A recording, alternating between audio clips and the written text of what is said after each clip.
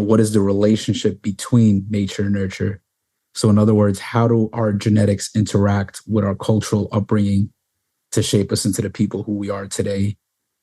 Are there any surprising insights that you found that can help us better understand the relationship between nature and nurture? Well, one thing is you can't separate them. Every 5 minutes, every 2 minutes, the baby is a different baby. So nature, nurture, right? How do you, I don't know.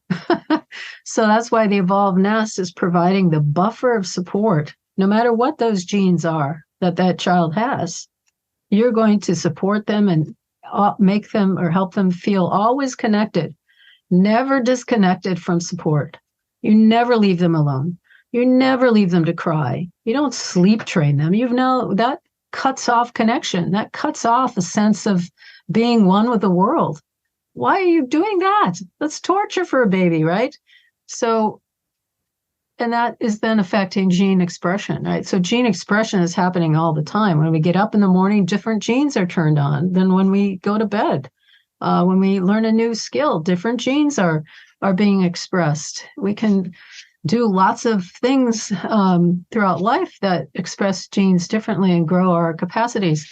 But in early life, there's sensitive periods for certain things. So Michael Meany's work particularly has looked at the first 10 days of life for a rat, which for us, rats live about 50 days. And for us, that would be actually maybe 14 years. But in those first 10 days of life as a rat, if you don't have a high nurturing mother, and it's always the mothers that care for the rat babies, and for high nurturing, it means licking, being licked a lot. For us, it would be all the nest things, especially touch and responsiveness and such. If you don't have that high nurturing rat mother, genes to control anxiety never get turned on. Never. And you have to take drugs, or you're given drugs by the experimenter to control anxiety. If you have a high nurturing mother, whether it's your mother or some other mother, genes get turned on. And forever after, when something new happens, you don't get anxious.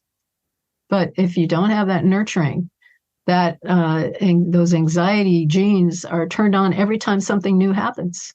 And you just go, freak out, right? So we have to remember that we have all sorts of sensitive periods for genetic epigenetics, turning genes on or off in those early years for various systems. And Michael Meany says there were hundreds of genes they could have looked at. They looked at this one. So all sorts of things are setting. We're dynamic systems, and everything's getting set for the trajectory of the dynamic system, right? And if you miss something at the beginning, it changes the trajectory forever after, right? So important to provide for all the needs, all the basic needs of life at once for a young child. So Maslow's hierarchy of needs was incorrect. He got his idea from the Blackfoot tribe, and he was amazed there was no neuroticism there when he visited for several weeks, and he thought, well, what's going on? And that shifted his work, his research to self-actualization. And he developed that hierarchy of safety needs and esteem needs and so on. But he didn't see how they did it. For them, self-actualization is first. You provide all the needs so that person, that individual, self-actualizes. And then that's the aim is community actualization and community perpetuity into the future. So it's not about me. It's about us. It's about us together. But for us to thrive, you have to thrive. And this is how we help you thrive. All those things that Maslow laid out for safety and security and love and esteem, those are all the things the baby needs right now together. Yeah, like one of the things you're saying that's standing out to me is the fact that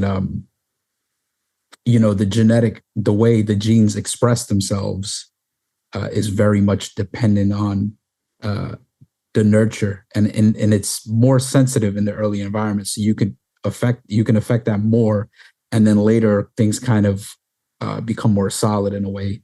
And I think also in your book you talk about how, um, well, I guess that there's really a false dichotomy here between nurture and nature, and because it's like when the mother is pregnant with the baby, there's already something there's already a behavior, there's a way that the mother is living, there's a way that the mother is eating, there's emotions that the mother is feeling, and all those things shape the way that genes express in the child.